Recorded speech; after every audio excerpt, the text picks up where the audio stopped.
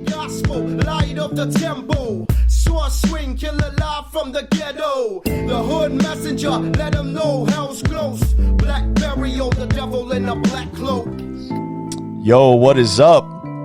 Yeah. Welcome to the Street Gospel Podcast. I'm your host, Dave One. And this is episode number 10. Hey, Camo. Episode number 10, bro. Yes, sir.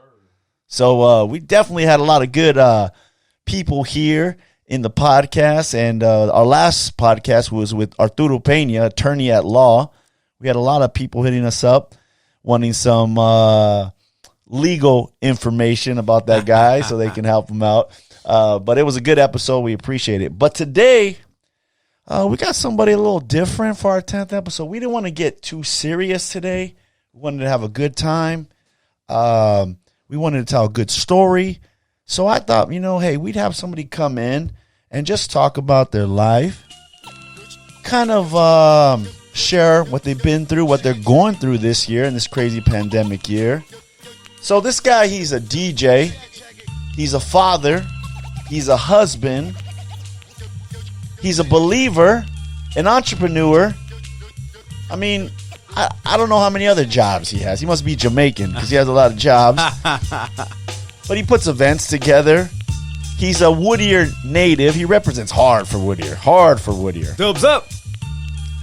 But I want everybody in the house to give it up for my man, DJ Bobbito. Yo, what up? What's up, brother? How you doing, man? Thanks so much for having me out for the Of 10th course. episode. The 10th episode. I can't believe that. That's amazing. Of course, my man. Of course. That's so great. So great. Congratulations to you and your team. I mean, this setup is amazing. I love it. You like it, man? I'm loving it, man. I can come here every day. Now I see why you have made this space, this creative space. We got a good vibe here, man. We we started off a little slow, and I think the challenge wasn't the audio, right? It was the visual. You know how that goes, right? I totally get that. If it was just your turntables and the audio, you kill it every time, right? Right. I mean, I see you just killing it every time, but we were kind of like, we got to do the visual, right? Because I tell people this story, right? So tell it. So I should be talking to you, but no, you talk to me. Some people are more audio, some people more visual. Some people hear the audio and go, eh. Some people see the video and go, whoa, hey, that's dope. Yeah. And vice versa, right? Right. I mean, so we decided to do both, man. I love it. You gotta have value for both. Yeah. Because of your audience, but then also as an artist, there's an artist who respects both, but there's some people who would just like to lay back, drive, and not worry about the visual and just listen to the content and hear. And then you got people that just want to know what's going on and see what you're doing, So I think that's great. Exactly, man. So, I mean, you do both. Yeah. I've seen you do the audio, but lately I've been seeing you with Icy Ice and trying to just get it going on Twitch and Instagram, wherever you guys can go. What's that about? Well, I mean, 2020. Can we just start off by just saying 2020? Okay. Yeah. You know what I'm saying? I was getting there, but you had to revamp stuff, right? Yeah, I mean, the whole visual thing is you had to recreate a new avenue because basically everything got shut down. Right. Obviously, I'm speaking to the choir. Everybody be knowing that everything got shut down. So as creators and as innovators, we had to think differently of how could we still connect with an audience when you're stuck at home or when you can't go anywhere and do anything. You're bound by laws of the land or you're bound by insurance things that don't cover this. So it makes you sit at home and wonder, when will I ever do a live event again in this time, in this year? Right. And so with that, we had to find ways to connect with people. And so Twitch was the new thing because we tried it on Instagram. Obviously, who owns Instagram. Yeah. And so it's the content police that were always shutting people down right in the middle of going live, Yeah. For copyright infringements and all the, if I'm even saying that right, but copyright laws, whatever. Yeah. And so it was super frustrating because here we are, can't do anything, and we're just trying to connect with people. And we couldn't even do that. That got shut down. So things moved to Twitch, a gaming, a whole gaming world that even my son plays on, and my son goes live on Twitch when he's playing all his games. And Twitch became the new platform. And so that was a way to connect with people. And that was a way to like increase your brand, and it was a whole new way for people to figure it out. You know, so first you started, like you were telling me the story, you started off with a mic and this, and then you move forward with that. Now you got a few more cameras and you upgraded this. Same thing with Twitch. You started off with simple, and then you figured out, I need more just to do this thing right. So it forced us all to be innovative and creators in a whole world that we were unfamiliar with. Yeah, I mean, because you think about everything that got shut down. You know, when everything got shut down, I thought of a few friends that are in audio, video, AV, right? The AV business. All they do is events. That's their whole livelihood. Right. You would never think an event, whether it be a conference, hip hop show, you know, you do a lot of schools, anything, all this stuff. You would think that would never go bad. Right. Anything with crowds or people, events. Right. And then boom. So my thought was like, dude, you know, I called my buddy. I was like, you know, I texted him and I said, hey man, like, are you good? What's going on? He goes, dude, when do you think this is going to end? And this was like May. Oh, bro. And I'm like, I'd say like another month, you know. We all thought that. Yeah, right? We all thought that. Yeah. Another month, it can't go on, dude. This just generates too much money. Right. You know? And he's like, dude, next month. And then next month. And then next month. And then they had to revamp themselves and start doing like, they were setting up Zoom for offices and for people. And it was just like, but I like you know, I don't like that we have to do it, but the American spirit in us kind of just say, okay, let's adapt and try to move forward. Yeah, it's funny that you bring that up because like a disturbing, wide opening fact that's out right now is that there are probably about 18 to 20 million people out of work right now. 18 to 20 million, right? Insane.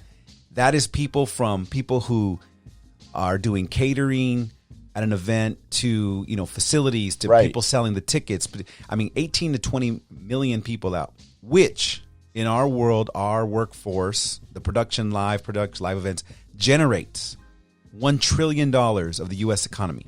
$1 trillion. I can't even fathom that to be there. $1 trillion. $1 trillion. It helps generate $1 trillion of the U.S. economy. And that's not happening this year. No. Not happening this year. No. I mean, over and over and over, you hear people of closing their business permanently. This, that, you know, taking another job somewhere else, doing what they got to do. And it's just mind-blowing to me, right? How we're in this phase of like, we're just sitting in the muck and we're just wondering when will this ever lift? Right. And we're just, if they can have an event tomorrow. Yeah. Right. And, you know, the pandemic's here. Would you do it? If everything was, I would do it. But obviously you'd have to do it within some laws and some insurance coverage. Yeah. But I would do it. But you're not afraid. I'm not afraid. Right? I ain't afraid. Okay, so that's what I'm saying. Yeah. Life is a risk. Right. Right? Every show, maybe a light truss could fall on your head, right? You're not worried about it. Yeah, you're just like, I'm going to do this show. I'm looking up. This truss has like 20 million lights on it. I'm going to trust the trust, you know? So. Yeah. So I was telling people, you got to take a risk. I mean, we take a risk every day. We walk out, we drive. You drove here. Probably took like 35, 40 minutes to drive here. Right. I mean, we take risk. I mean, I would take the risk to earn a living. Yeah. Right? As we all do. I mean, you have kids. You have a wife. Yep. You know, you got to provide. We have to provide. I mean, it's crazy. I think people don't realize. I like what you said about that. People don't realize that it's everybody. It's not just the artist, right? But it's everybody else behind the artist. The artist has probably the easiest job. They show up, they perform. Exactly. But the DJ, the audio video guy, loading in trucks, the guy ticket that drives guy, the truck, yeah, you know, all the food. You know, the ushers, whatever it may be, that's a lot of people that's out of business right now. A lot of people. That's insane, bro. So what are you doing to survive? Man, what am I doing to survive? Yeah. You're right, man. I you got to make money. You said I'm you're a hustler. You're a hustler. I got to, man. Like, it's the drive in me. Like, right? I can't just stay at home. Like, for the first time ever, Dave, like, I had to take unemployment. First time ever in my life. Man. And as a man and as a father, like, it totally jacks up your brain. Sure. It makes you feel just like, am I even worthy enough? Like, why am I in this space? Right. Like, I've never been here. So that was, humbling. Which is crazy, right? Right. It's humbling because you're like, man, first time ever. Right. Right? I would tell people that don't be ashamed. Don't feel like you have to be humble because you're like my age. So I know you've been paying into that for a very long time, and now you had to Right. dip into that. Yeah, so for a long period of time, I had a job. I worked 15 years for an organization called the Urban Youth Workers Institute. Right. And that was awesome.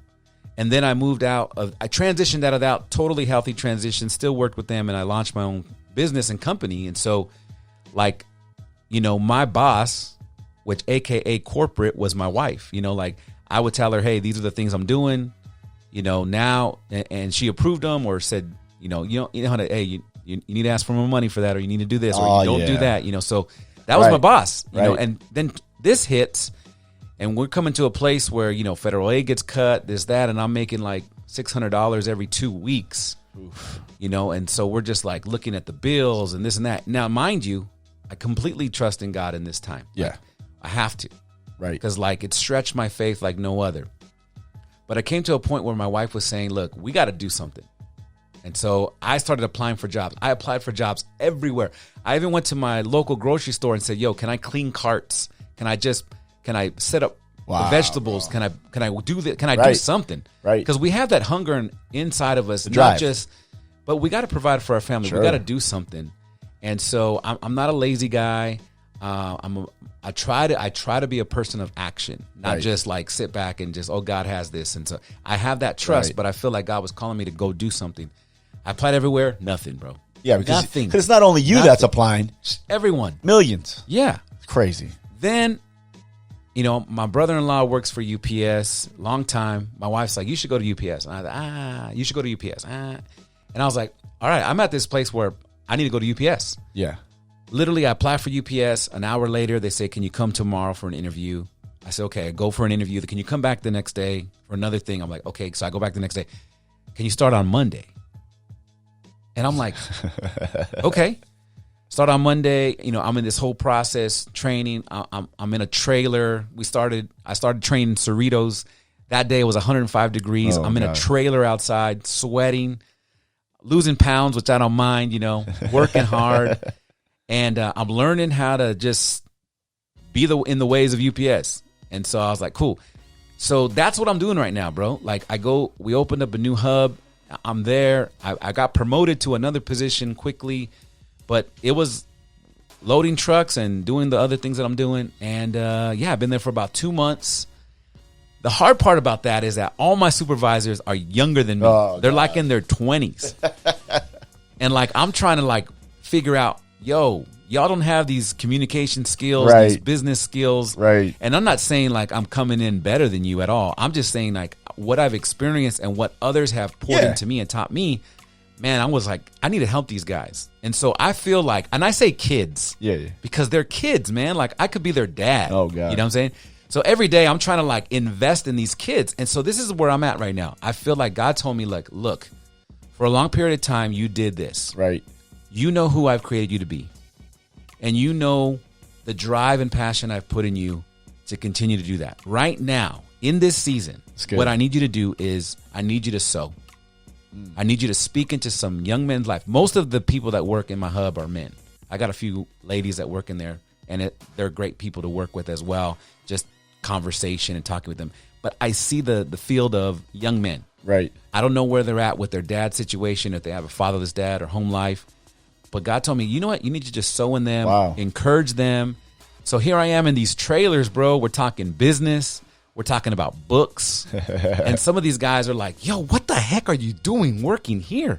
Like, you should be doing something else. Like, in the business world, I said, this is where I'm at right now, man. My whole world's shut down. Right. You know, what did you used to do? And I would tell them, they're like, man, if you ever relaunch your business, would you ever hire me? And I'm like, yeah, man, you're a great worker. You know, all these. And so, you know, there's a kid that we started at the same time. Dude got promoted to be supervisor already. So I told this kid, I said, his name's Miles, cool kid. I said, look, Miles, listen, I know we started at the same time. And I know you're already promoted to supervisor. I said, but I want you to know, man, I believe in you and I think you deserve being a supervisor. I said, let me just tell you, you have the capability to make this hub. In our area we work, out of the 4 areas in this building, you have the potential to make this the best. Wow. I said, because I know you're a great leader. I said, but we need to communicate. We need to do this. I said, you do these things. All these people are going to work harder for you because they know that you validate them. You're grateful for them. And when push comes to shoves, like soon, the holidays, right? We're talking like, I don't know, 60,000 packages in a day within a work That's time. coming up, bro. And so, yeah, that's just where I'm at. It's an interesting place. It's crazy to think, like, you know, sometimes where God puts us, right? Right. There's times when we're like, okay, God, you know, like, this is where you want me to be. And we go into the situation, and not that we're doubting God. Right. But we're kind of like, all right, what are you doing? You know, and then we realize when we get there and we land, okay, this is the reason why God put me here. Right. You know, and I can invest. Because one day, this pandemic or whatever is going to be over, and that kid Miles is probably still going to be working for UPS, right, and be some leader. And he's always going to remember, hey, Bobby. Hey, that old guy. Bobby, the old DJ guy, helped me out and invested in me, right? Yeah. I love that because I always tell people, wherever you're at, be the best where you're at. Right. So, or wherever God's placed you, be the best where we're at. You know, there's a story in the Bible about Jephthah, and he gets the boot out of his town, and he goes and he's with the misfits, right? And he says, basically, okay, I'm going to take these guys and I'm going to make them, they're going to be warriors. And before long, he becomes this great leader. People come back from his town. Hey, we need help. Yeah. You know, we need help. Come back. You know, and he's like, oh, now you want me, right? But I think it's he was just great at where he was at. And sometimes God puts us in those places, and we're just great at where we're at. Yeah. And like, I think one of the main things I'm learning right now in this season, which has been good for me, like the first couple of weeks, like it was hard for me to go to work. Yeah. Because it was something completely different than I thought I would. We're talking like 15 years that 20 plus years doing what I'm doing, you know? Yeah.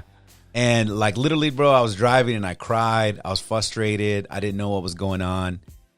And so every day I would have to ask God, like, Lord, tell me what I need to do when I walk in this building, and tell me what I need to learn, because this is all you. Right. Like, you open this door quickly. I got hired within 3 or 4 days. So this is all you. This ain't me, because everywhere else shut me down. Yeah. But what I'm learning is that, and if anything that from this podcast and this, you know, if all of us can listen and learn from this, because this is just what I'm learning, and hopefully it will encourage some of you, is that it is okay. It is a-okay to experience joy and sorrow at the same time. Because I'm joyful that I have a job, because there's a lot of people out there who don't. It's good. Right? So I can be joyful and grateful to God that he provided a job for me to provide for my family. At the same time, I could still experience a little bit of sorrow. Right.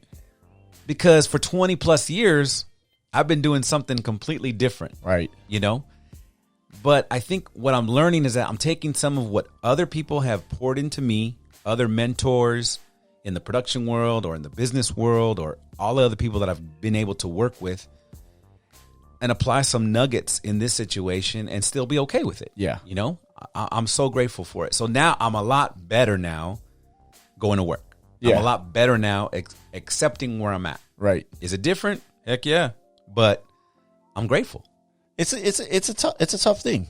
It's a tough thing to be okay where you're at. Know God's in control. Right. Allow him to be in control. Right. You know, that's the toughest thing, right? I'll be pulling back the string sometimes, like, Lord. Okay, you're in control. Yeah. Like, what happened? Yeah. You know, especially coming from a position of, hey, I'm running my own business. Right. I usually call the shots. You know, I'm taking this job or that job if I can. I can deny choose what I want. Yeah, I can wake up when I want. Yeah. You know what I mean? You know, I can go out of town when I want. Right.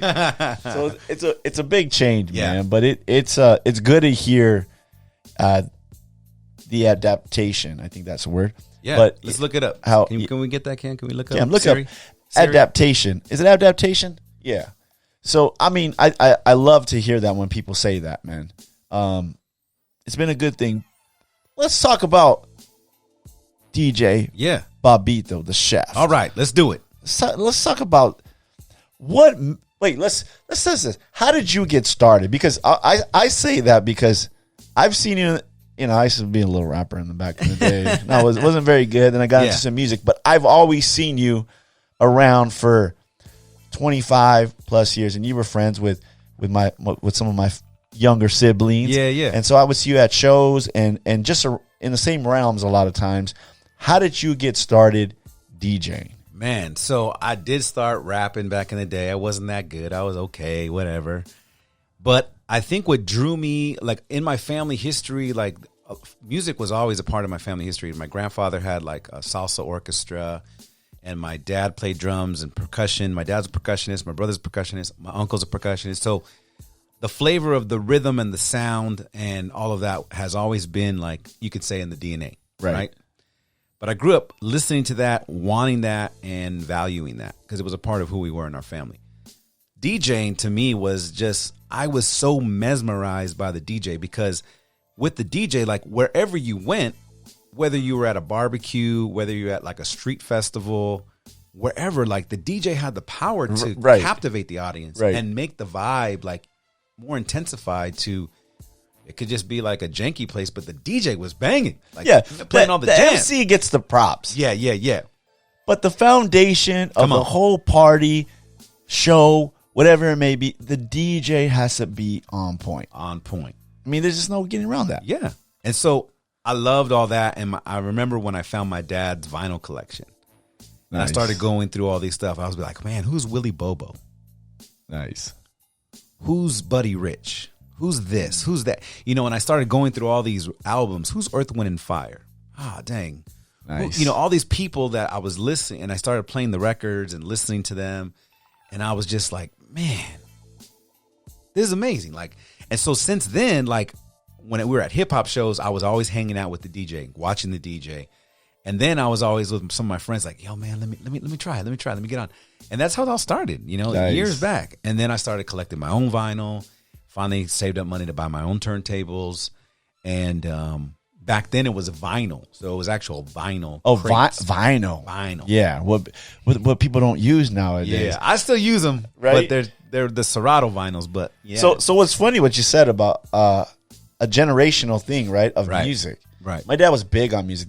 That little receiver right there, that was in the house. Yeah. That was connected to the whole tower. We had one of those too. Right? That's connected to the whole tower. Yep. My dad would play albums, music. Right. Had his collection of music. Then I started trying to get into rap. He'd buy me instrumentals. Right. I got this instrumental. Here he brings Proper Dose instrumental, right? Oh, you should. It's a Cutie Pie sample. Yeah. He knew, right? So he'd bring it. But the thing is, the generational thing. And now Cam, you know, he's into music. Right. He collects vinyl. So that generational thing, it's pretty cool. Is your son into music? My son is super into music. Oh, my son, like, it's crazy because my son be listening to old stuff. Like, he's in the room listening to Tower of Power. Nice. He's listening to, you know, Earth, Wind, and Fire, Kenny Loggins, like all the, and I go in there and I'm like, how did you like discover all this? Right. Because, you know, now with the world of Spotify and so many different things, like you could just type something in and then you listen to it, right? Back then you like had to go out and either buy the cassette or buy the actual LP. And so he's way into that. He's into DJing. He's produced some of his own little tracks. Nice. And he just loves it. And so I think eventually he wants to probably do some of that stuff. But it's interesting, like, because even now, like with kids, maybe even your son's age or younger, how they're into like Biggie Smalls and Tupac and all that. And I'm trying to understand, like, how does this generation of more than a 20-year gap still rep Biggie Smalls and Tupac super hard? And then I have to understand, it's us. We listen to that. We listen to this stuff in our house, and now our kids were influenced by that, and they listen to it now. I feel bad sometimes because there's some songs they probably shouldn't listen to. Yeah. And you know what I mean? And it's probably my fault. I mean, it's not my... Cam knows straight out of Compton, front to back, you know? Well. And I'm like, maybe I shouldn't have played that for you know, when he was younger. But I was tripping out the other day because him and Ash were singing it, and I was like, yo, man. But... there is, I will say this, there is some importance to that. That is the culture we grew up in. It was. I mean, it was different too. That's the culture we grew up. I mean, if you think about it, what they were rapping about back then because of that political movement, right? Like, think about 2020. Yeah. Like, we're still dealing with that, yeah. right? So I think part of it is where music was and how it's become. Become is okay. What it was real. 100% artists expressing their experience, how they felt. Right. And I think for people, who value music, who value culture, those are super important. Yeah. To like understand that. Right. I would say ethos of, or theology of how important it is to create music that you believe in. Yep. Whether, explicit lyrics were there or not. I know, and I'm just saying that I'm using that as the example of them writing how they felt and what they lived versus now. Yeah. Now it's all craziness. I got this, I got that, but they live at home with their parents, Right. So music that's going to be relevant. Right. I heard, J. Cole, and he was like, he did a little diss song where he came, I guess somebody came at him, new rapper, and J. Cole came back and he just says, in 5 years from now, you're going to be on Love and Hip Hop. That was the ending line for J. Cole, and it's kind of true. And he said that he was focusing on, because he's not super young, J. Cole, right? Yeah. And he was focusing on music that was going to be relevant, 20 years from now. Right. I think it's easy to put a banger out, that's relevant at the time, right? And then, but to create music that 25 years later, a Public Enemy or NWA or whoever it may be that you're still banging at a party or listening to, and you're like, hey, that's I always catch myself, maybe because I'm old now, and I'll hear a song and I'll be like, that song's still relevant. Yeah. Like, that song still makes sense. That song still hits. Yeah. Like, maybe I'm old, but there'll be sometimes I'll show him a song. Got that ear. I think yesterday I was messing with him, so he has Alexa in the room, right? So he's playing his game, and Camel's getting down on the game, and I always go in there and I mess with him. I think every day I tell Alexa, play Computer Love by Zapp and Roger. He's like, Alexa, stop. Yeah.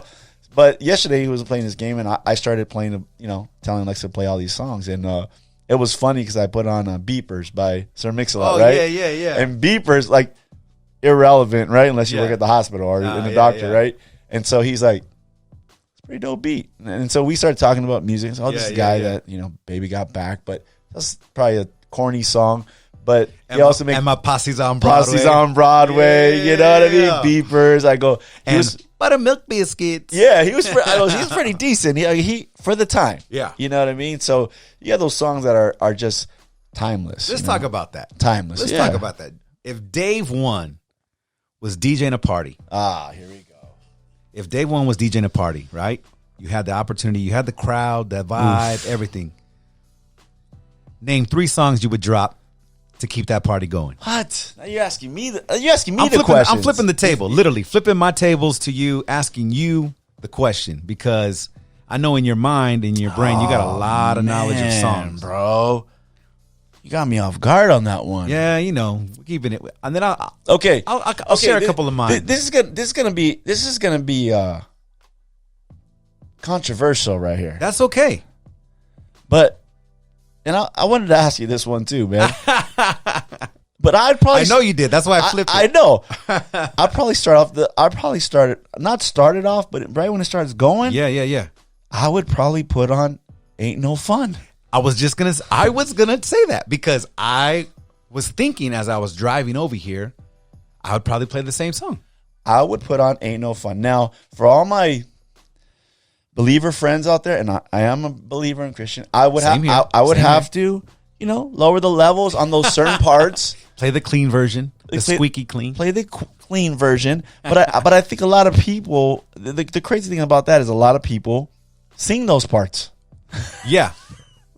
Yeah, especially high school students when they're doing dances. Yeah. Right. They sing those parts. So I would probably start It Ain't No Fun. Man, I'll tell you one thing. I wouldn't play no Spanish music. My thing is I can't.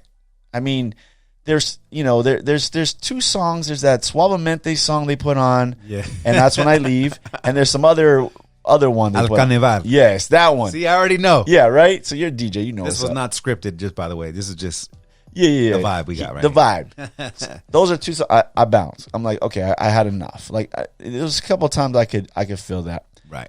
Definitely Ain't No Fun. Then I gotta have a. Oh, I know which one. Juvenile. Oh, Back yeah. that thing up. Okay? And I'm only telling this from experience because when that song comes on, hey, Boom, boom, boom. you know what happens. Yeah. You know what I mean? If you have a girl right there and you have to be married, Yeah. then she can back it up on you, right? Right. But I would put on that, and then, man, I don't know, man. What do you put on? Okay, let's think this through. Top three. Top three. The one that's timeless for me, Okay. Timeless. that no matter where you're at, where you come from, economic neighborhood you grew up in, this is how we do it. I was going to say that. Montel Jordan. That was going to be number 3. Honestly, that was going to be number 3. That is timeless. That was going to be number 3. Let's just be honest. Montel Jordan, Sir Mix-a-Lot still collecting checks Yeah. till this day Right. because of the timeless songs they created. This is how we do it. Always rocks, no matter what. What makes it great, though? What makes it great is like when it just drops. This is how. I mean, people just like, Right. oh. And then You can everybody be knows the anywhere. lyrics. Yeah, everybody knows the lyrics. Whether you're no matter what, white, brown, I was whatever. going to say that, dude. I was going to say that one. A lot of white people like. Let's just be honest. A lot of white people like that song. Right? And then they start biting their bottom lip. That's it. They get that. You know, Bobby don't care. Just turn it up. that's it. But that's the thing. For me, as a DJ, my theology is this. This is what I've learned. Let's create Sabbath for people. Create a Sabbath. Like, you drop Ain't No Fun. You drop This Is How We Do It. I would probably drop, another one would be, which one always people turn up for? I mean, there's some songs people... Camel, which one? Blow the Whistle. Yeah. That's another one. That's another one. That's a banger, dude. I mean, what's her name had to do a song called Tap In, you know, for using the same Exactly, So huh? see, here's the difference is that people created one-hit wonders, party turn-uppers, you know, DMX, all those things, Party Up in Here, all these people created those, and now we're in this 20-year gap. Anthems. Yeah. Now we're in this 20-year gap, and what are people doing? Still playing them. No, they're sampling them and making True. other music with it. You know? Which is funny because when we were coming up and hip hop was, you know, still new to a lot of people, what did they sample? They sampled those old vinyls of the originals of James Brown The and OG. Earth, Wind and Fire and all these other samples, right? Now they're sampling, now we're old, dude. Yeah. They're sampling music hip hop that we grew up with, and they're redoing it. Yeah. Here's another one. When I hear music, Debbie Deb. Oh. When I hear music, whenever you drop that, people go crazy. Yeah, they start spraying Aquanet everywhere. That's it. All of a wild. sudden, Cavaricis show up. Yeah. People's hair go up high. That's a cut. White shirt with a sweater button up with leather right here. Yeah, then you fade into the Lisa. That's and it. it's over. It's over. Then you go into some Planet Rock. Oh. Then you take it up to Salt and Pepper, Supersonic, What makes a good DJ, bro? Diamond Girl. Oh, shoot. See, this is the problem. This is the thing I always trip out on, right? When me and Melissa go to a party, you know, it's a family party. Right. And they say, we're going to have a DJ. Oh, cool. It's a friend's birthday or whatever, or a wedding. We look forward to that. And because we don't get to dance every day. Right. She loves to dance. Okay, cool. We go to the wedding. We're like, okay, the little dance floor. Oh, I see the DJ booth up there. All right, it's cracking. It's going to be fun. We're going to have a good time today. And the DJ is whack. Oh, man. Whack. I mean, what do you say to that, bro? I mean, it just ruins. I'm like, why didn't they invest in a good DJ? Right. I mean, you're here to celebrate. You're here to have a good time. The wedding's beautiful. The party's great. Whatever. And you get a DJ that is $100 from Craigslist, bro. Right? You get what you pay for. That's true. That is true. Before I answer that question, song number 3. California Love. California Love. No matter if you're from California or not, you identify that song. Yeah. California Love. It's classic. You throw that on, people go crazy. Anyways. Well, look, okay, that song. It has a good hip hop beat. Yeah. It has that little cowboy sample. And then you have two Pac rapping on it, which he goes hard. Big time. And then you have Dre, which is just mellow. This is all the elements in that song, right? Right. And then you have Roger doing the little talk box thing. The king of talk box. Right. I mean, so you got that whole element. And then when you watch the video, you're just like, oh, this is sick. Mad Max. Mad Max, if you Right? grew up with that, yeah. I mean, those are 3 bands. Brilliant. Bro. Brilliant. But how come DJs don't understand that concept of being a great DJ? And how come people don't hire good DJs? Well, I think it's a handful of things. I mean, thank God I've had a lot of failures in my life to understand, like, yeah, that wasn't a good idea to do that, right? But I think the value of being a good DJ has to come within.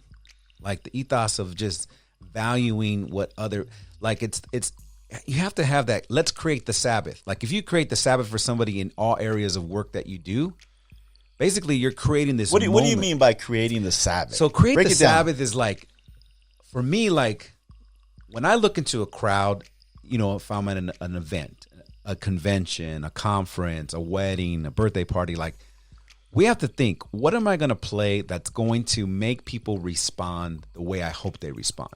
Now, when you look at a crowd, Right? can you tell Yeah. as a DJ?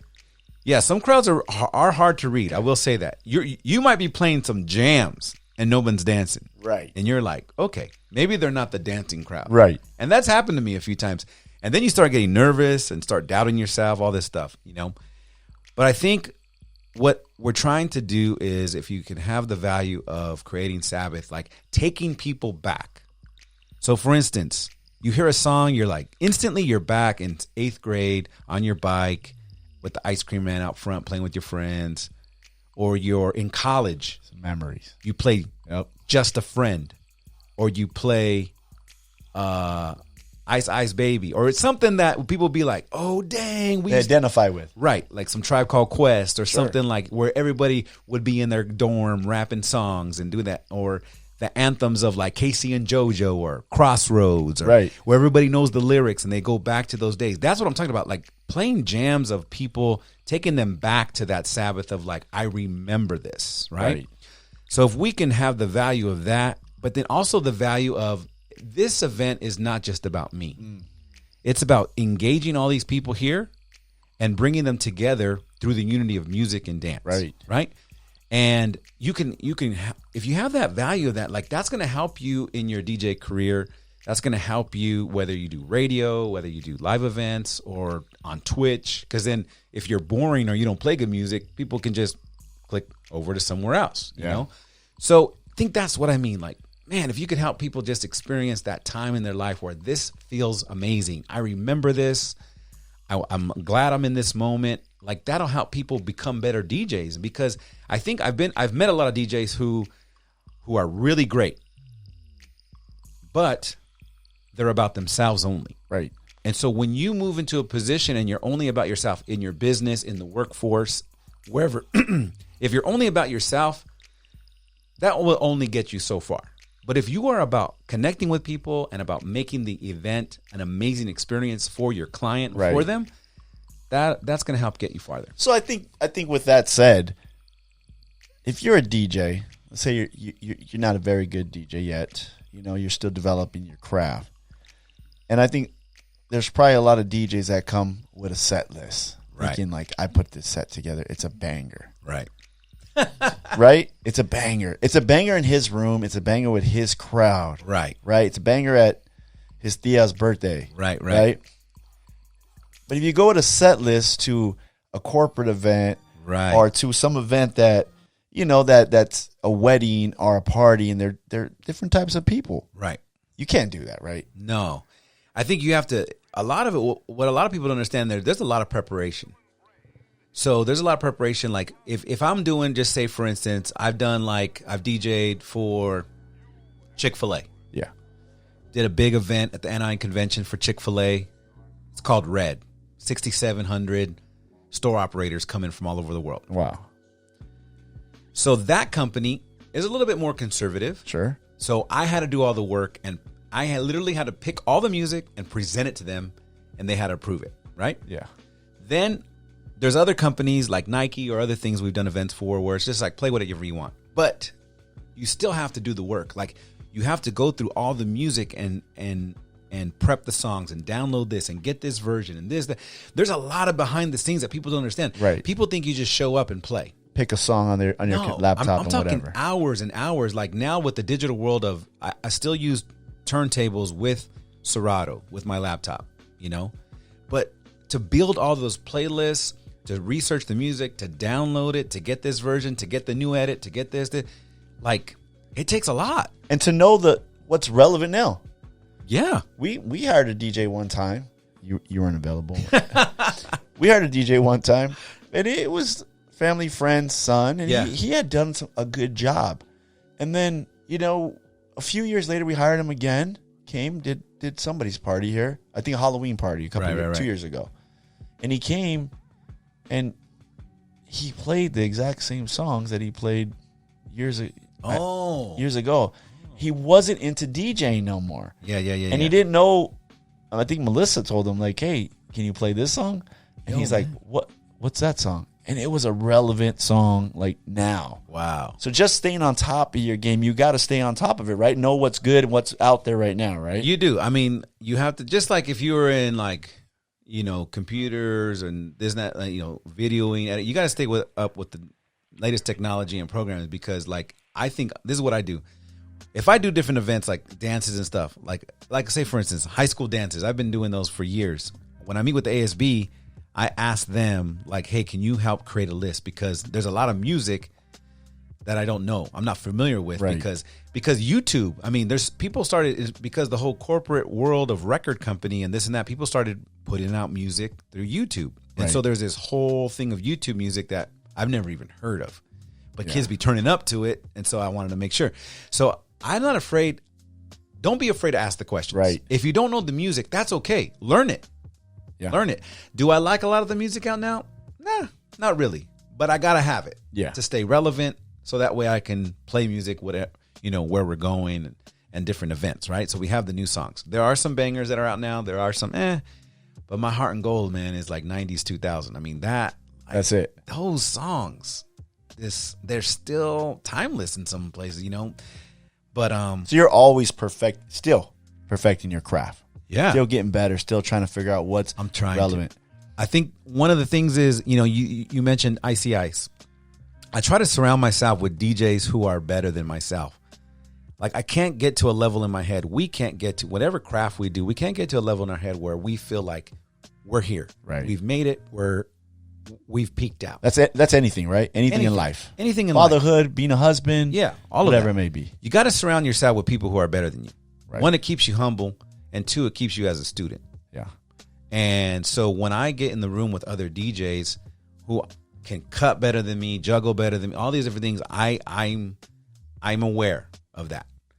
But what it makes me do is, like, okay, it sharpens me just like iron sharpens iron. Right. And it helps me understand, like, I got to stay on top of this, because there are people who are a lot better in this area. And that's okay. It's not trying to be the best ever in this skill. It's just trying to be the best you can be to where you've been called to. Right. A lot of people don't realize that, though. No. They think they arrived. I don't think so. Right? And for a guy that's been DJing for 20 plus years, yeah, even like Icy Ice, I would think, I arrived. That's it. No. I don't need to get better. There's nothing. I've done it all. Yeah. Behind the back scratching, stomach scratching, whatever it may be. But I think that's a relevant point, because a lot of people think, hey, I don't need to get better. I'm at the top of my game, and you're constantly evolving into something better, something new. Yeah, and I think, like, my friends over at Humble Beast, I love their theology behind that record label. Is like be humble, but be a beast at what you do. Right. And so I think that applies anywhere. Be humble and be grateful for where God has brought you and what God has provided for you. Like, I'm super humble, like, because in my mind, I think of some of the things that I've been able to do and where I've traveled to and who I've worked with and stuff. And I still, like, am mind boggled, like, man, there are so many way better DJs than me out there. How did I end up here? And I think it is the value for relationships, trying to stay humble in what you do. Right. And having a value of helping clients make their events, like, beyond what they thought. Right. And I think those are three things that I try to stay focused on, because that helps me understand like why I'm here, why God opened these doors, and why he's allowed me to walk through them. And then there's been some doors that have just closed, and I have to be okay with that, you know? People realize that right away. Yeah. People are good readers of character, man. If you're humble, if you're good, if you're a good communicator, they kind of say, okay, I like this guy. Yeah. May not be the best DJ, Right. but great to work with, solid. I know he's going to do a good job. I know he's the best interest of our event. He's going to do something good for us. I would agree with you 100%. I think some of the people who I still communicate with and still talk with and still work with is because the first thing I valued was their relationship, the friendship, right? Because in this workforce world, trust is not easily given. But once trust is given, then that's when you can move and become movers and shakers and do some great things in what you're trying to accomplish together. And so having those values has been a challenge, but at the same time has to be on the top. Like you have to do all that. Like, and I think for myself, because I dabble in both worlds of the live event production world and the DJ world and the consulting world and helping people really understand their brand and who they are and what they're trying to do through their event. I think those are all key things that have helped me value that. Switching gears here. Yeah. Let's do it. Chicka, chicka. Old versus new. Oh, yeah. Vinyl. Is there a beef between, you know, what is it, the Serato? Serato. You know, those type of guys with the laptop and Analog. Analog, yeah. And is there a beef with those guys and the old school records in the crates kind of, you know? I think there's a theology beef. A theology beef. Theology. Explain that. Okay, so hands down to all the DJs. I mean, like people will say only the real DJs play vinyl. Okay. You know, okay, I get you. There is those groups of people who are like, nah, man, vinyl only. Vinyl only. Right. No computer, nothing. Okay, that's great. But I think with the world of Serato, what it's helped DJs do is save their back from taking like 20 crates of records everywhere they go. Now it's on the laptop. So what it's done is made DJs more accessible, like to be able to be more accessible anywhere. Right. Like, you know, you can set up and DJ anywhere. Everybody's doing it from their bathrooms to their kitchens to their studio to wherever, right? Sometimes in a car, broadcasting from the car, right? So that part's cool. I think the theology of it is that now we're in a world where everybody thinks they're a DJ. Yeah. Like I bought this, so I'm a DJ. Right. Same with MCing, right? Everybody's a rapper because they can broadcast it anywhere, right? Right. It ain't in the old days where you had to actually make a CD and go pass it out somewhere, or even being a DJ, you make a mixtape, you go pass it out somewhere. Slang it out the back. Now you don't have to make the mixtape. Hey man, check out my tape, man. Right? You know? You just broadcast it and you're good. But I think the theology behind it is that you have to have respect for it. There's a lot of people there's a lot of people who are DJing now who never experienced carrying crates, right? But you have to still respect those people who paved the way for you to be a DJ, virtual DJ, or digital DJ, because there's a lot of controller stuff and all these different things, right? And I have both. It's great. But I think that's the theology behind it. Like, you have to respect those who carried the crates. Right. Who respect those who paved the way for you to do what you do now. And I think those people, if they don't really care about that, that's where the theology. They're probably not a good DJ then. Maybe not. I don't know. But if they don't respect it, man, like, you got to respect it in the game. Right. You have to. That's in anything, right? Any craft that you step into, you kind of got to show a little bit of respect for those that paved the way. You do. But I would say more so because DJing came from the streets. You know, this was the way that they started in the boroughs of New York. Grandmaster Flash and all these different Cool Herc, you know, African Bambaataa. Like, it was more of a political movement back then. It was gathering people together for a cause, right? You know? And so, and gathering people from staying out of trouble and gathering into this party, right? And hanging out here. So I think the history of it goes way back. And if you don't respect that history, then it's like you basically don't respect everything people have done before us to get to this place. Right. That's huge. Big time. That's huge. Who are some of the DJs that you consider paved the way? Oh man, Because you know, you mentioned Kool Herc, those early on guys. yeah. But who are some of the DJs that were like, I always say like benchmarks. There's benchmarks. You know, you got the Kool Herc, first generation, right? And then you got some benchmarks where like, okay, that guy just took it to another level, or this guy took it to another level. Yeah. You know? Well, I mean, there's all kinds of, there's different ways you can think about this. There's DJs who paved the way as far as like they created this avenue. Then there's DJs who paved the way that produced this. And then there's DJs who paved the way that like we're just a beast at what they do, you know? So you got DJ Premier, who was an incredible producer who, you know, with Gangstar and so many other things. I mean, you knew once you heard a DJ Premier beat, It's cracking. Grandmaster DXT. Why is he so pivotal? Why is he so iconic? First DJ ever with Herbie Hancock, MTV Awards, or not MTV Awards, or Music Awards, DJing on TV, a first DJ on TV, Rocket. Benchmark. You know, like those are the movers and shakers Right. who were like the people. Even, I mean, like one of my favorite DJs is DJ Jazzy Jeff. Okay. I knew you were going to take it there. To me, one of the most underrated, I'm just saying, not with DJs and not with hip hop, but if you ask the average, even a hip hop head, right? He's probably gonna say Kool Herc. He's gonna say Primo, right? Right.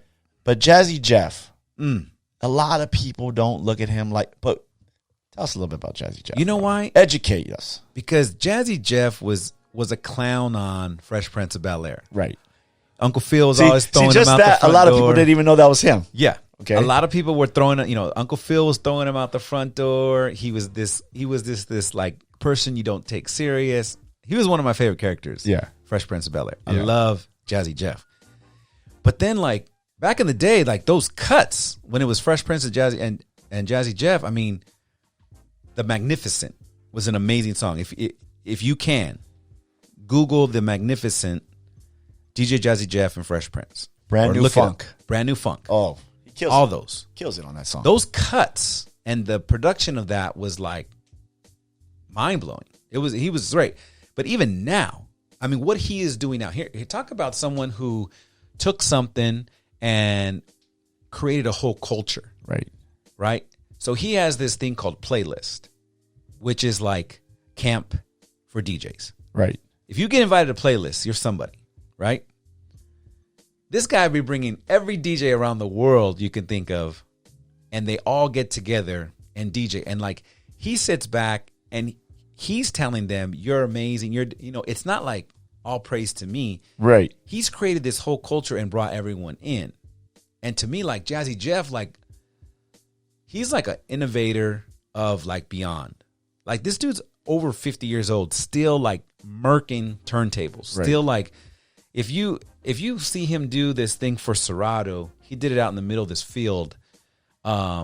He took some Jam Masters Rock the Bells. You know, if you see him do his Rock the Bells routine, Because he created something, right? Oh my God! Didn't he? I was reading something where they said that he created a particular move or not move, but there was it was the Transform. it was the Transform, right? Transform, yeah. So he pretty much created that, and then that was like a created that. benchmark Yeah. for DJs. And if you saw NWA, the movie, when Andre was in the room doing It's Time, guess who recorded that? right, DJ Jazzy Jeff. I mean, he did It's Time for the movie because he's untouchable. He really is. Like he's so great at what he does. right, But there's so many DJs out there that I respect because, and then you got like the beat junkies who I grew up here in LA. Like Icy Ice, one of my best friends is a beat junkie. One of the most humble guys. Doesn't throw it around at all in your face, letting people know.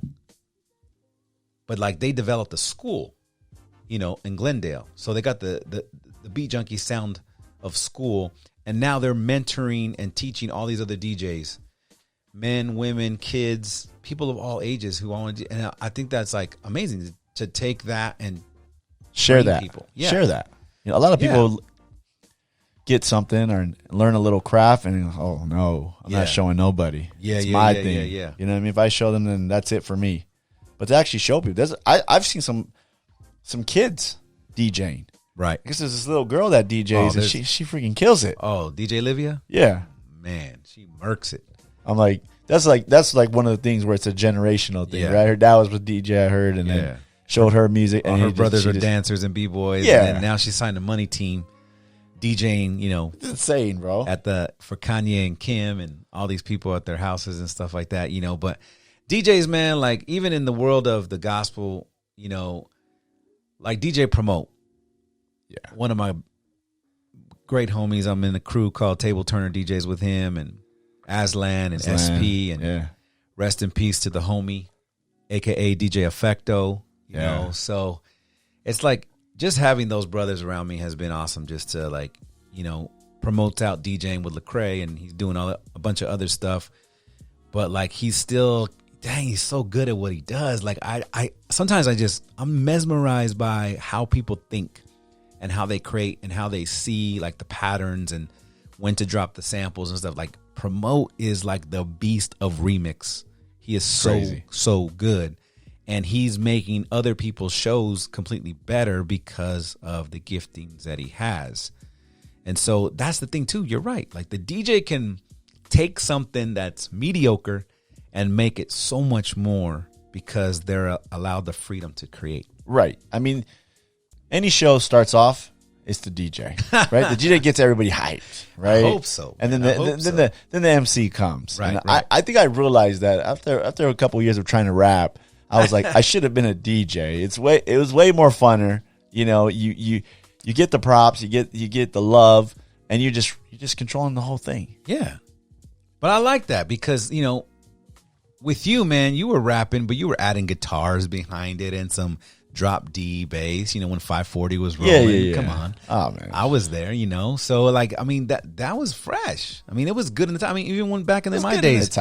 Back in my days, too, I was in PAX 217, you know. That's right. Like, you know, That's right. playing music, touring. PAX 217. I forgot about that. Yeah. So, like we have that same hunger for that, you know, that hard rock, rap rock, whatever you want to call it. It was, you know.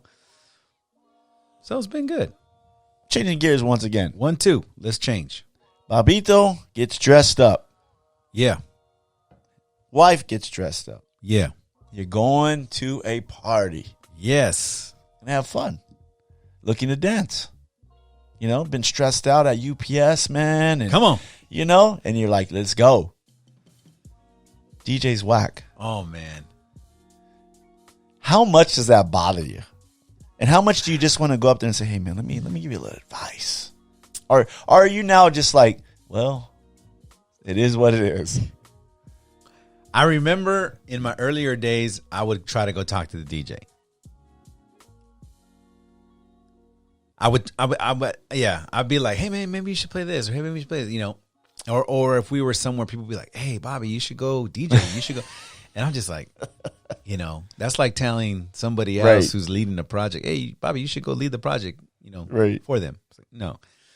And I think now I'm in this space where it's just like, it is what it is, bro. Like there's really, you know, I could make a few suggestions here and there, but I don't want it to be about that. Like if I was out, I would just be like, well, I guess we just hang at the table and chat, you know? So. Right. Does that happen a lot? It's happened a few times. Where I'm just like, what the heck is this? You know? But other than that, like if I'm in that type of environment with some friends, I'd rather just hang at the table and talk with some friends. You know? Just hang out. That's it. Let him do his thing. It's fine. Whatever. You know, he's playing wax songs. Now I will say this.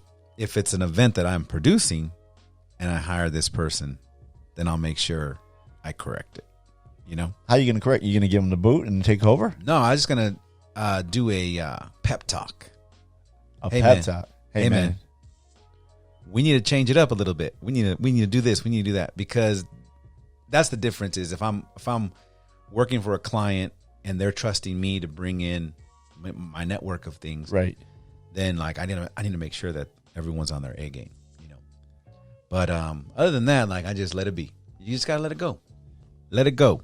As a believer, do you ever get flack for being a DJ for let's say non-believer events? Just, I mean, Yeah. Sure. What do you tell people? I tell people go get some tacos and chill out, you know? Yeah. No. Always works. I think it's interesting. There's always one person that feels like they have to be the one to always say the one thing. Everywhere you go. Everywhere we go. Well, I need to say this because Especially in church rounds, Yes. right? yeah. I mean, dude, you know, you get blessed with a new car. You pull up to churches. Everybody else, oh, you got blessed. There's always one person, brother. Are you still giving your tithes? I noticed you got that car, right?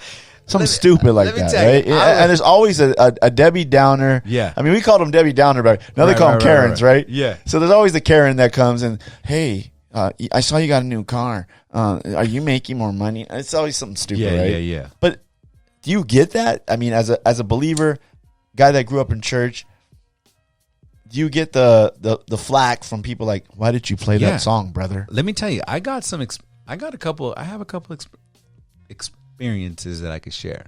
I'll keep them cool because I don't know who's listening to this. So They might be out there listening. one time, man, I was DJing this event. I'm just going to say I was DJing this event. Jamie Thomas was there. Steve Caballero was there, you know. So they wanted to do like an outreach thing. Okay. I said, okay.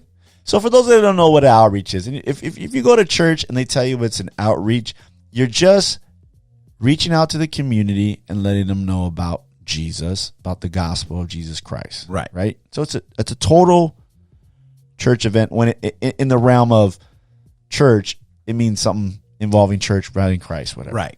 Right. But there's different theologies within that. There's people who want to be a place where people can just come as they are. Sure.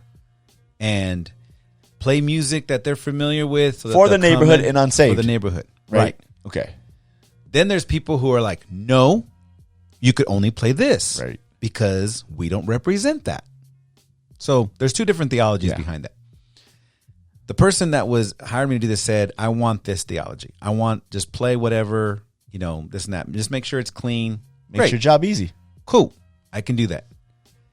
Man, I started getting people preaching to me at the DJ booth, telling me this, don't you know where you're at? Da, da, da, da, da. I was like, okay, I can understand that. Another event, same thing. There was a dance crew before me, played a total general market, secular song, danced. Oh, we love it. I'm DJing, playing instrumentals. Only instrumentals. Only instrumentals, Wow. playing instrumentals. The director comes to me and tells me, hey, man, do you have any other music that you can play? And I said, yeah, what do you need to play? Yeah, something less secular. I was like, okay, I'm only playing beats. And then they came back to me and said, hey, they've asked me to ask you to just go ahead and leave. So here's your check. What? Yeah, bro. And I drove to Temecula for that. I drove to Temecula. How long did you DJ? 45 minutes. 45 minutes. And then came back home. What was your schedule supposed to be? I was supposed to be there for a couple hours, you know, at least. I mean, I'm driving to Temecula. Why not? You know, so Yeah. it's just the whole approach of how you do that, you know, of how, an outreach of that. Like, so yes, I have been told certain things. People have made comments to me. People have pulled me aside to tell me, I think you should do this. But here's the thing. This is a great question because I think a lot of people have different theologies about it. I've failed many times in my life. I know where I stand in my relationship with Jesus. Without him, like life wouldn't be possible, right? He provides everything for me. My family, my kids, everything. My heartbeat. Music to me is a universal language that I get an opportunity just to connect with people wherever we're at. So I can be anywhere and talk about music, and that's a bridge for me to talk. I think for me as a DJ, what's most important is how I live my life. For me as a DJ, what's most important is, am I being genuine? Am I being approachable? And am I inviting people into a space where we can have a conversation and trust? I think then through that, if people trust me, then we can have that conversation about Jesus. Right. And so when whenever I play music, I play a lot of, let's just be honest, there's not that much great Christian hip hop and music out there. There's some, but a lot of it has been categorized as, if you like this, then you'll like this, right? Right. That's funny that you said that, right? Why? Because the pattern of a lot of Christian artists follows the world still. Right. Oh, this is hot. 6ix9ine or whoever. Right. Now I'm going to rap with that raspy, deep yelling voice because it's hot right now. Yeah. So we kind of follow the same pattern. That's why I respect, man, when Christian hip hop was out in the 90s, 80s and 90s, 2000, maybe even some 2000. I mean, back then, it was super organic. Yeah. Like I still listen to some of that stuff, right? But I think let me break back to my frame of thought here. So you asked me the question. Yes, I've taken some slack, but I think what I'm trying to do is create a platform where people feel welcome and together. Like, wow, they're playing this. He understands me, but when I talk to this person, like, he genuinely cares about me, right? And that's great. Like, so I've been able to develop a lot of friendships with a lot of other DJs who may not have the same belief pattern as me. And that's okay. Like, it's okay to have conversations, and it's okay to disagree in your theology, where you stand politically, and maybe even disagree in music. It's okay. Right. Like, but as long as you have the understanding of where you're coming from and who they know you are. A respect. But then who they may know something different about you. Like, what makes you different? Right. Why do you care about my life? Why are you speaking into it? Why are you encouraging me? Like, I've never had that happen before with anybody else, but you're doing that. I don't get that. Why? Those are the moments where you can say, well, I do that because I care for you. I care for your life, and I believe in you. And I want, to go deeper, I want to tell you why I believe the way I believe. Right. And those are the opportunities I look for. That's how you use music. Yeah. For a higher calling. Right. To bring, people together, put a smile on somebody's face. I'm not going to lie. When we go to a fun party and there's a good DJ, we've been to some family parties and there's been a good DJ. Turn up. And it's just been fun. You did Nisi's wedding last year, my sister. Yeah. Great time. Everybody has a good time. We have fun. We laugh. And those are great memories in your family history. Right. And amongst your friends. I think that when else could you do that? We have those things at church, but we ain't getting crazy and yelling and stuff like that. Church is great, but this is like another avenue of like just saying, hey, the bigger picture here is bringing everybody together for a good time. Yes. And you know what you just described? What's that? Sabbath. Right. That's what I'm talking about right there. Sabbath, man. Once in a while. Let's do it. Yeah. Let's have fun. A day of rest. Have a day of fun. Right. Just with your family, your friends, everybody's cool. It's good for the soul, especially in 2020, Yeah, man. When this thing ends, all right? We're throwing a party. We're throwing a party, Bobby. We're just going to have this humongous party, and everybody's going to come, and we're just going to have a good time. Let's do it. Mask can be thrown out. Everything's out of the question. Yeah. I think you enlightened me today. Great. And I think you showed me today that it is bigger. And DJing is bigger than just, and you take it serious because it's your craft. Yeah. If you had any advice for a young DJ out there, right, what would you tell them? Well, recently, more so, a lot of people, younger kids, parents of kids have been hitting me up. Hey, my son wants to DJ this, that. I'm like, great, But what I would do is study, watch some YouTube videos of DJing. There's some great documentaries on Netflix. Just watch it and understand it. Study it. Okay. Next thing there are some, I would say, don't go out and buy the biggest and best equipment at first. Right. We all started somewhere. I started with like $100 record turntable belt drives. You can even scratch on them. We were just playing. I had a mixer like this big in between, Start somewhere, right? And make sure it's something you want to do and you want to invest in, because it ain't a cheap hobby or calling to invest in. Right. It ain't cheap. Just like anything, right?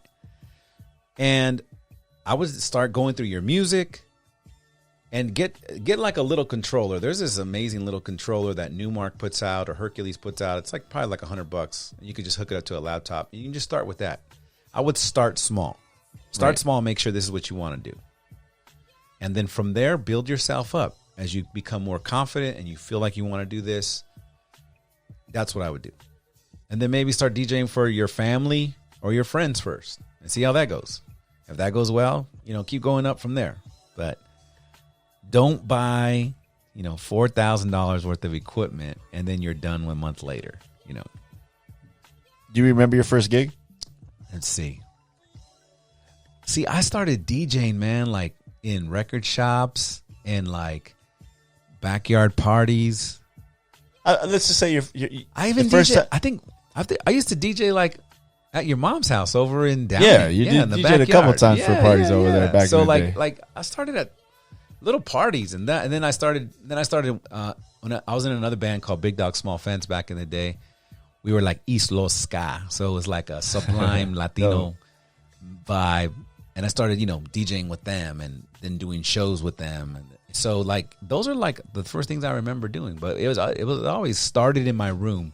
I locked myself in my room for hours, even with records that didn't match. But it was still just playing records and learning it. You just got to put in the work. You got to put in the work, man. It can't just be handed to you. Now a lot of days, everyone's entitled to everything. Everyone wants that participation trophy, right? But they don't want to put the work in, right? They want the gig before they practice in their room. No, I think that, but I think a lot of I think people feel entitled. People feel entitled to everything, right? Because my parents both work, I should be able to get this. Because this should be this. Because I buy DJ equipment or I do this, then I should be able to do this. I think, you got to put that work in. It's a lot of work, man. You think about like DJs who've been DJing for over 20 years. Look at, Jazzy Jeff put in so much work all these years, still DJing. He's probably like, I think he's in his 50s or almost 60s. He's got to be. Still DJing. But the amount of work he put in is still so evident. Right. So how do you balance everything, Bobby? Yeah.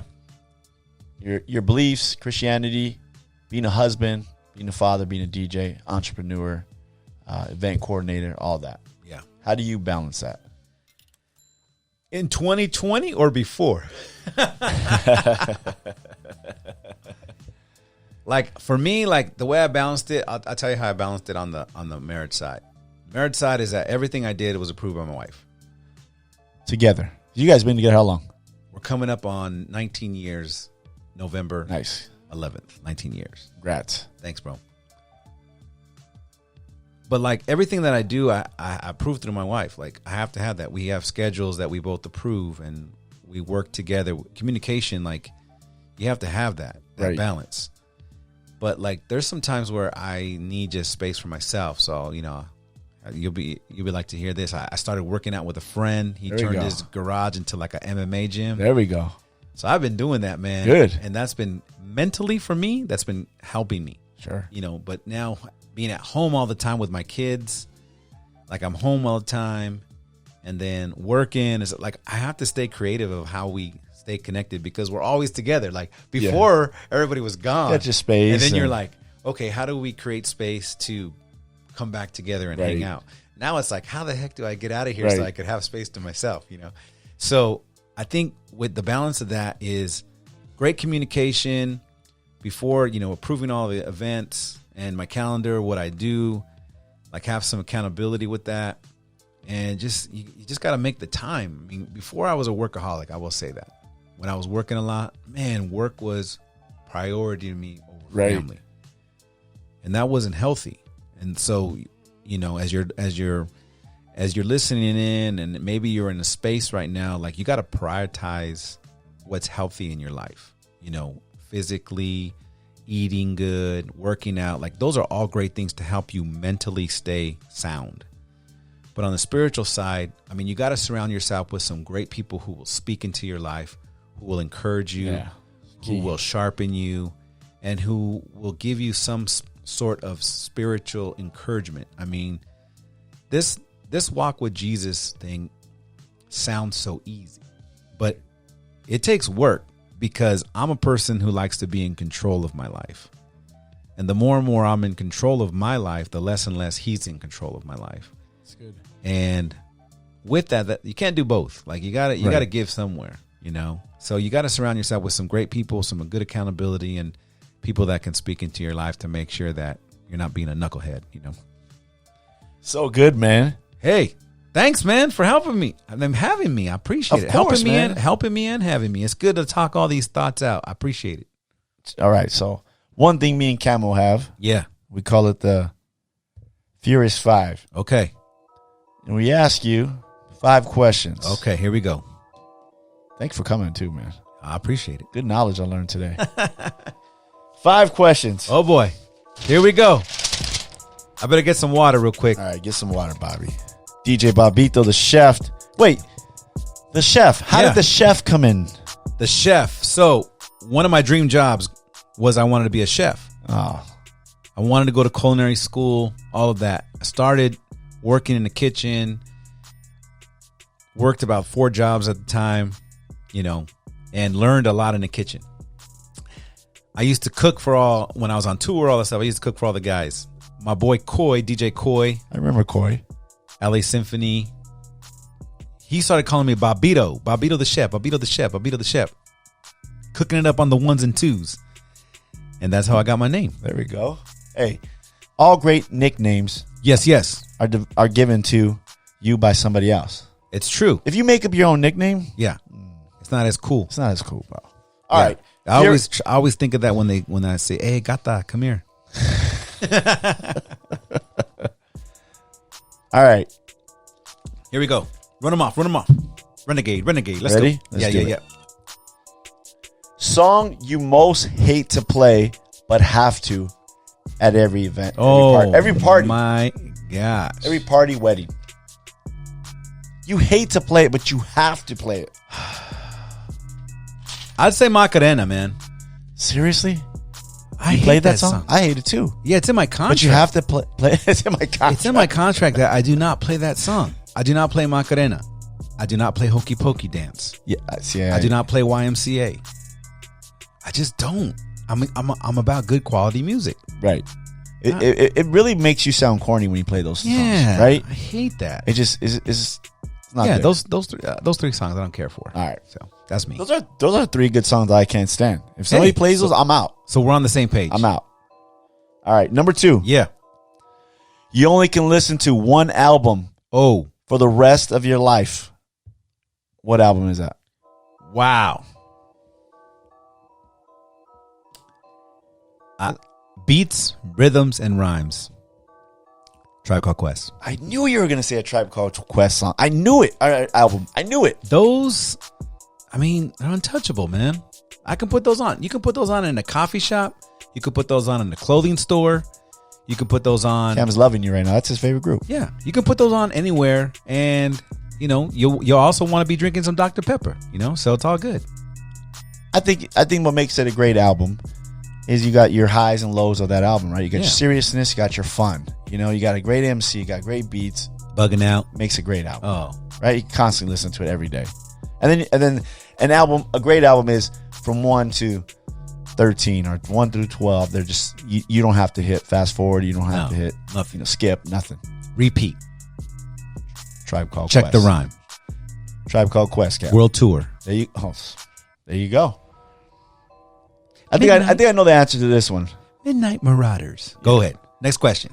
Fire. You kind of answered it with your name, but if you weren't a DJ, Yeah. what would you have become? Well, you know, I think about it now. That was what I wanted to do. I don't know if I would become a chef. I do all the cooking at home.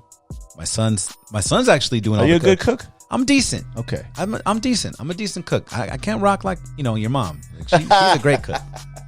But I'm decent, because my family's still alive and they're eating my cooking. That's good. But one great thing is that because I started working nights, my son has taken over the cooking. Nice. So that's good. I think if I wasn't a DJ, I'd probably still be doing the event producing things or just some type of consulting, like connection business. So that's what I'm thinking. It's good. If you can DJ for anybody in the world, Oh my gosh. anybody, who would you DJ for? Dang. Where do I start with that one? You just know it's going to be lit. You know that they're going to appreciate you. You know they're going to have fun. You just like, man, you know they're going to pay you. Yeah. I don't know. I'm going to go off. I mean, there's so many different people, but in my head, who I think would kill and have fun would be either Kevin Hart or Will Ferrell. Just fun, huh? Just fun. Have a good time. Have a good time. Right. That's what I'm thinking. Like, I would love to, like, you know, DJ for someone like that. That'd be just really fun. Just have a good time. Yeah, because I've done, like, the corporate side, you know, but, like, I want to do, like, in that world of, like, imagine DJing for one of the biggest comedians in the world right now. Yeah, you know they're going to have a good time. Have fun. You know, yeah, no doubt. Number 5. Okay. I know you're probably biased. West Coast versus East Coast. Oh. DJ and just overall. Let's just say overall. Okay. Overall hip hop, West Coast versus East Coast. Yeah. Maybe you're not biased. Let's see. I'm not biased. You need both.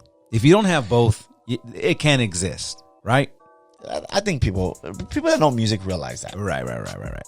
If you don't have both, you can't exist. But because I reside in the West, I love the West, man. I love the West. Huh? Has to be the West. I mean, think of people like Souls of Mischief, Hieroglyphics, NWA, Snoop, all of that. Dre. I mean, you just say Dr. Dre. West. different vibe. West, you know? Different vibe. You know, it's just different.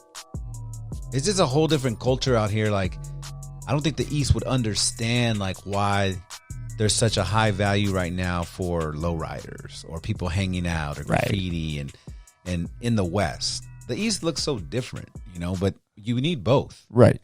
Definitely need both. Because the East is where it kind of started. So you need both. Both. You know what I mean? Yeah. I appreciate you, man. I appreciate you, Dave One. Thank you so much. We've been friends for a long time. Yeah, Thank man. you so much for inviting me into your space. Cam, thanks for having me, man. Appreciate it. Appreciate it. Awesome. Anything you want to promote, man? Let's see. Promote. I mean, we're hoping that, you know, I'm hoping that maybe in 2021 we can do at least another one of these episodes and be in a different space. Right. Different place. And yeah, if you're out there, follow me at Bobbito the Chef on Instagram. If you want, DM me any questions on DJing, business, philosophy, whatever. Other than that, thanks for tuning in. Appreciate it. Hey, appreciate you, Bobby. Likewise, man. Thank you. Well, that's going to conclude episode number 10 with DJ Bobbito the Chef. Appreciate him coming out. Appreciate you all out there that are listening, watching on YouTube, sharing it with your friends. Definitely blessed. Definitely grateful for that.